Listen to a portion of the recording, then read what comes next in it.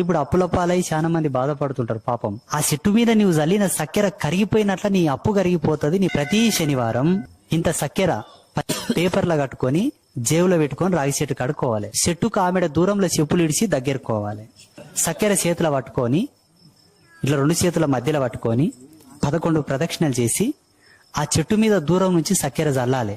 చెట్టును దాకరాదు, దూరం నుంచి దండం పెట్టుకొని చెప్పాలి, శ్రీమన్నారాయణమూర్తి ఏ జన్మలో ఏ పాపం చేశానో, నాకు జన్మనిచ్చిన వాళ్ళు పాపం చేశారో, నాకు జన్మనిచ్చిన వాళ్లకు జన్మనిచ్చిన వాళ్ళు పాపం చేశారో, నా వంశంలో ఎవరు ఏ పాపం చేసి మిగిలంగా నాకు తగిలిందో, నన్ను పుట్టించిన వాడవు నువ్వే, నా తరమిచ్చిన వాడవు నువ్వే. తండ్రి, నా అప్పుల బాధను తొలగించు.